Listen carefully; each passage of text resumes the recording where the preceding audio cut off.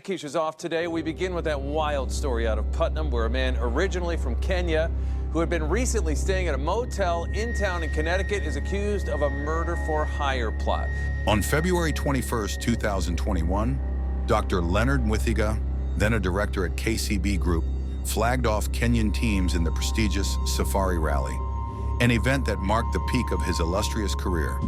But just 2 years later, he found himself behind bars in a Connecticut prison, awaiting trial for attempting to have his wife murdered. The reason?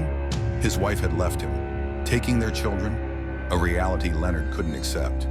Despite his professional success, he struggled to come to terms with his crumbling marriage. His resume showcased a lifetime of achievements, beginning with his studies at Egerton University in the early 1990s, where he majored in mathematics and physics and served as secretary of the physics club.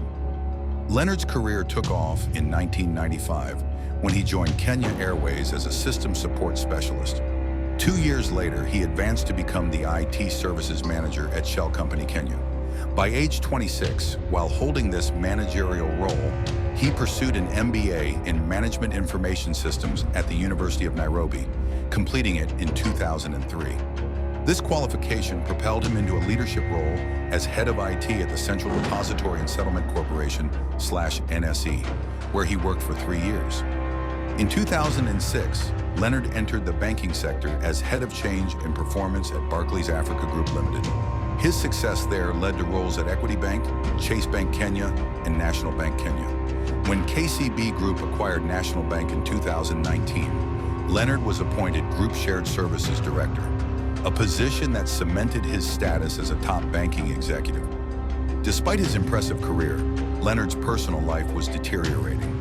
Friends described him as calm, but his wife painted a darker picture, accusing him of manipulation and repeated abuse. Her attempts to seek help from the police, Amnesty International, the Federation of Women's Lawyers, and the Ombudsman's Office were unsuccessful.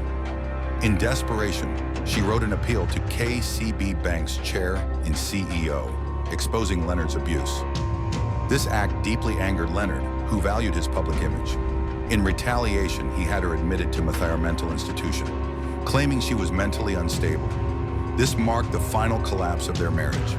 Upon her release, Leonard's wife fled to the United States with their children, believing they would be safe. However, Leonard pursued them legally, filing for custody and claiming his wife was mentally unfit. The U.S. justice system rejected his claims. Frustrated and grieving his father's recent death, Leonard took a darker turn. He flew to Connecticut with the intent to hire a hitman to eliminate his wife. With no contacts in the U.S., he confided in his Uber driver, offering $400 as a down payment to arrange the murder through a drug overdose. Instead, the driver reported him to the police. Undercover officers acted swiftly.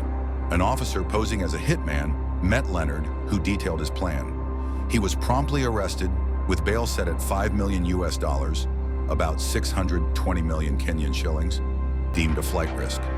Now at 52, Leonard awaits his trial scheduled for January 2025.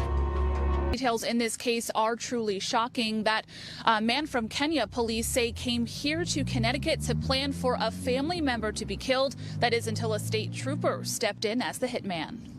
The court will set the bond at $5 million. A hefty bond for a serious crime. This was a murder for hire plot. State police say 52-year-old Leonard Mwithiga from Kenya planned a way to get a family member killed here in Connecticut.